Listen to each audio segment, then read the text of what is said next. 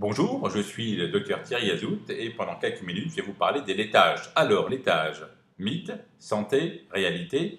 L'agroalimentaire qui a des tonnes de lait à nous fourguer paye énormément d'argent publicitaire pour nous prouver que les laitages sont les amis pour la vie. De l'autre côté, la plupart des médecins compétents, comme Thierry Soucard, sont là à décrier ce produit qui n'est pas forcément très bon ni pour la planète ni pour nous. Mais nous allons faire le point aujourd'hui. Jean Gabin disait, je boirai du lait le jour où les vaches mangeront des raisins. Bon, on n'a jamais vu une vache boire du lait, pourtant elles sont en pleine forme.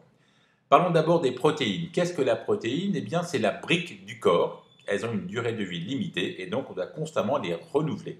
Il s'agit d'une chaîne d'acides aminés. On voit ici quelques couleurs. Nous mangeons des protéines issues de l'animal ou du végétal. Nous coupons ces chaînes et nous libérons les acides aminés avec lesquels nous allons faire nos propres tissus, nos propres protéines. Toutes les protéines n'ont pas la même valeur biologique, nutritionnelle. Nous avons les protéines animales qui sont au même niveau que les protéines du lait et bien sûr meilleures que les protéines végétales, mais avec une bonne association, on peut très bien s'en sortir. Le lait comporte beaucoup de protéines puisqu'il a 32 grammes par litre, c'est assez intéressant.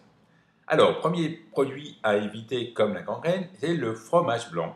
On n'est pas capable d'assimiler la caséine du lait, surtout pas l'après-midi, donc fromage blanc égale cellulite.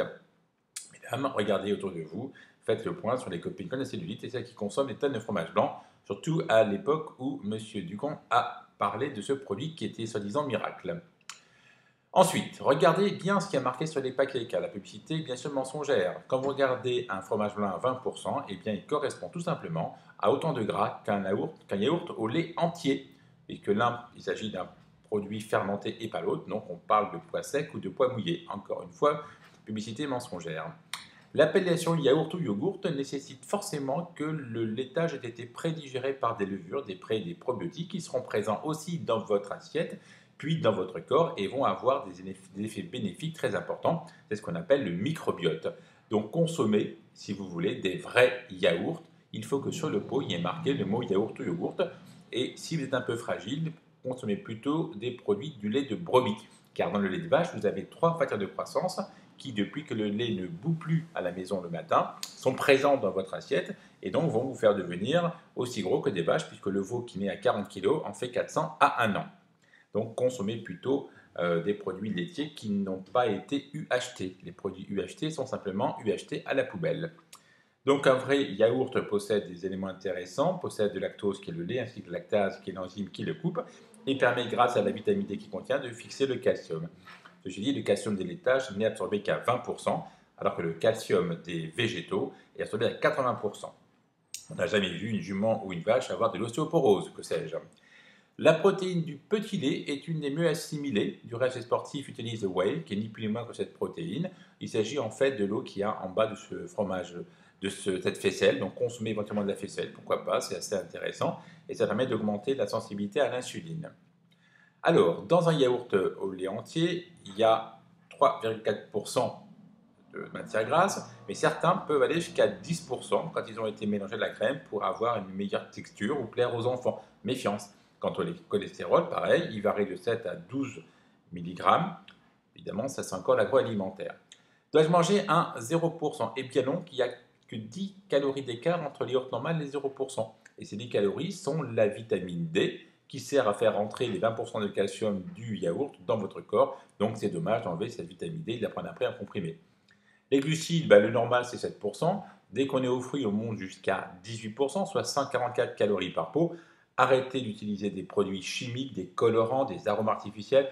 Mettez simplement dans votre yaourt nature quelques fruits frais ou congelés pour avoir une texture et un plaisir gustatif et visuel. Évidemment, le fromage est un produit extrêmement intéressant pour le corps puisque ce produit laitier a été prédigéré par des bactéries, par des levures et donc tout à fait propre à la consommation. On préfère parfois le fromage de brebis quand on est plus sensible, au fruit de la chèvre, au fruit de vache, mais tous les fromages sont bons pour la santé à condition de les consommer le matin ou le midi, mieux que le soir.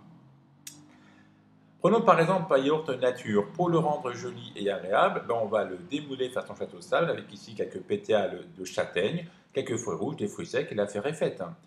Là, j'ai utilisé un Wheatabix qui est une céréale qui n'a pas été trop trafiquée, donc qui a un index glycémique qui est élevé, soit sucre lent. Voilà, petit déjeuner pratique, 2 œufs, un yaourt, quelques fruits rouges et un café. De quoi se faire plaisir et être bien. Pour les enfants, 5 heures, pourquoi pas utiliser un yaourt qu'on va mettre dans le mixeur avec quelques framboises congelées. On provoque ainsi la formation d'un smoothie maison avec un petit œuf, ça peut être sympa aussi pour le petit déjeuner.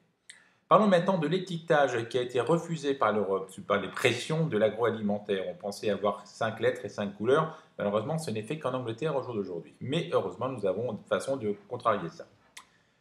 L'agroalimentaire a sorti 2 produits, Yopa pour Yoplait, Danio pour Danone. Il s'agissait en fait de faire en sorte d'épuiser le lait qui était trop important dans les entrepôts américains et en allemand aussi. Donc voilà, 2 produits nouveaux qui n'ont ni plus ni moins que la composition de yaourt grec ou en France du petit Yoplait à 0% à renfort de publicité pour vous faire croire que ce produit est un produit miracle. Il s'agit juste d'un produit qui est plus protéiné puisqu'il faut 1 litre de lait pour faire un yaourt et 3 litres de lait pour faire ces préparations Yopa Danio. Donc vous avez la version en cas comme au frigidaire et la version un peu moins grand qui permet d'être gardée. Alors au niveau du prix, bien évidemment, on se fait avoir quand on ne regarde pas plus précisément.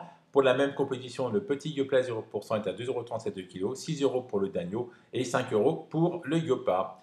À moins que vous vouliez dépenser bêtement de l'argent, allez sur le petit Yoplait à 0%. Donc c'est la publicité du produit qui est épais, qui tient encore avec la fameuse méchante faim qui vous court après quand vous avez faim. Alors, il vient du fameux yaourt grec, dont là j'ai pris le plus maigre, qui est à 0%. Dans ce produit, qu'on trouve rarement en France, vous avez 10 grammes de protéines, très peu de sucre, très peu de gras, donc produit très intéressant. Regardons notre petit Yoplait à 0%, qui lui a un peu exactement les mêmes quantités de glucides, de lipides et de protéines. Alors mon petit chou, évidemment, c'est le petit Yoplait à 0%. Dans la liste des ingrédients d'un produit, quel qu'il soit, on a toujours les ingrédients du plus important en volume ou en poids au moins important. C'est la liste qu'il faut regarder en priorité quand vous regardez un produit. Et ici, on voit qu'il y a uniquement des produits sains qui sont du lait crémé, du ferment lactique. Point. Dans la composition nutritionnelle qui est obligatoire avec une taille prédéfinie, on voit différentes informations. D'abord, regardez l'énergie.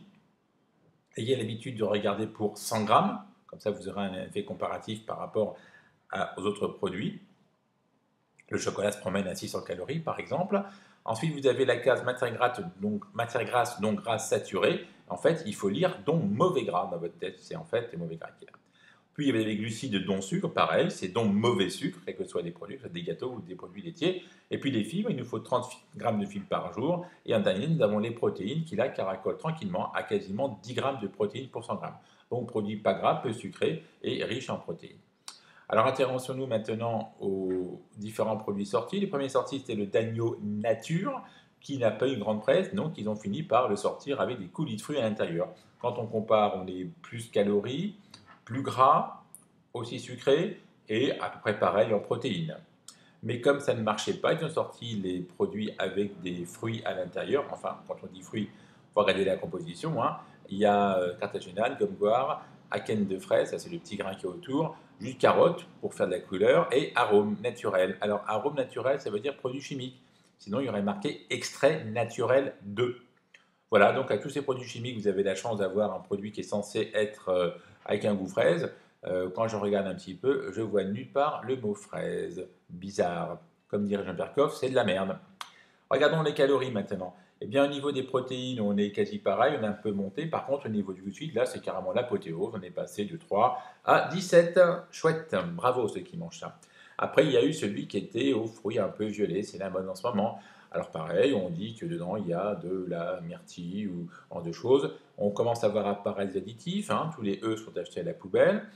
Alors pareil, on cherche le produit qui est sur l'étiquette et là je ne vois aucun produit qui ressemble à ce qu'il y a sur l'étiquette et je me dis comment ça se fait. Et bien c'est simple, c'est marqué là arôme naturel, ça veut dire produit chimique.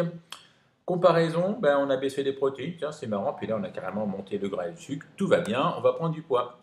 Un produit aussi intéressant, j'ai vu ça sur une fois, j'ai vu Activia céréales, je me dis tiens c'est sympa, céréales, ça a des fibres et tout, ça va être chouette.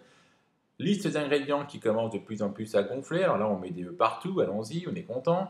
Les céréales, on les voit ici, c'est 3,6%, donc c'est pas beaucoup. Et en premier en quantité, le raisin. Donc je ne savais pas que le raisin était une céréale, d'accord. Il y a un peu d'orge, un peu de blé, un peu de noisette, d'accord, mais comme on est à peu près à 2% du produit, ma foi, mettez un raisin dans votre sirop, ce sera pareil. Alors encore une fois, arôme, extrait chimique 2, et là vous avez le faux yaourt, où il y a une seule bactérie qui est le Bifidus regularis. Alors que dans votre vrai yaourt, il y a des milliards de souches différentes de bactéries et de probiotiques qui vont vous aider à mieux digérer et avoir un microbiote de qualité. On oublie bien sûr les additifs qui sont présents, ça c'est marqué en petit, pas en gros sur le paquet. Et alors, qui dit céréales dit, bah tiens, j'ai des fibres, il va pouvoir aller aux toilettes. Et bien, regardez les fibres, on est à zéro. Ah bah oui, c'est certain qu'avec zéro fibre, il n'y a pas beaucoup de céréales à l'intérieur. Bon, au niveau des protéines, on est nettement sous notre petit Suisse. Les glucides, bon, on est à 4 fois plus. Les calories, on est monté à 2 fois et demi plus. Et puis, allons-y, on met du gras à l'intérieur, pourquoi pas. Autre produit, alors il y a marqué yaourt, donc c'est un vrai yaourt. Par contre, pour faire des goûts, ben, qu'est-ce qu'on utilise? Différents produits chimiques, hein, donc c'est encore une fois arômes chimiques. Ça, c'est un produit dont on est additif, le sirop de glucose fructose, mélange de glucides issus de la canne à sucre et du blé. Donc évidemment, évitez. Ah ben là, on a peut-être 11% de poids. Bon, je retire ce que j'ai dit. Il y a 10% de produits dans votre produit. Mais il y a autant de sucre que de fruits, hein, donc n'hésitez pas. Si vous voulez prendre du poids, c'est le moment. Et comparaison des calories, évidemment, là, les sucres montent en flèche et les protéines chutent raides. Un produit basique, pour quand même dire qu'il en existe, donc c'est un bio basique de chez Carrefour, qui est un très bon yaourt si vous voulez donner ça à vos enfants, avec des vrais fruits à l'intérieur, voire un peu de vraies céréales que vous achèterez à côté, où là, effectivement, on est faible en protéines, mais aussi faible en sucre et en gras. Par contre, l'intérêt de ce produit qui est un yaourt, il apporte des probiotiques, s'il n'est pas marqué à l'intérieur. Voilà. Alors le Yopa, hein, genre la grosse pub, on connaît tout ça, hein, des milliards d'argent en fait pour pouvoir consommer ces produits. Et en fin de compte, à l'arrivée, ben, du gras, pas de protéines, et puis un marketing que vous payez un peu cher, je pense. Voilà, si ça vous intéresse et que vous aimez mon côté rebelle, allez voir sur mon site, il y a au niveau du 1 ici un film sur mon approche en général. En 2, des petites recettes avec le Sébastien. Sébastien, c'est mon cuivapeur en fait, le Seb. Tous ceux-là sont intéressants pour vous convaincre de sortir celui qui est dans la cave ou sous l'aspirateur. Visionnez ce film pendant un quart d'heure, je vous explique tout ce qu'on peut faire avec. Et chacune de ces lignes correspond à un petit film sur YouTube. Et en troisième, vous avez quelques vidéos de ce que je peux raconter en consultation. Et ici, un lien vers un site très bien fait, Open Food Fat, qui vous donne la composition de tous les produits qu'on peut trouver en grande surface. C'est un site communautaire où chacun va y marquer la photo de l'aliment, de la composition. Ça nous permet d'avoir une réglementation qui est un peu biaisée, puisque du coup, on sait, nous, consommateurs, ce qu'il y a à l'intérieur, sans pour autant devoir obliger l'industriel à l'écrire. Donc plus nous irons voir ces étiquettes, plus nous saurons les dépister, en fait, les analyser, moins ils se permettront de mettre de la merde dans la bouffe, pour citer Jean-Pierre. Merci.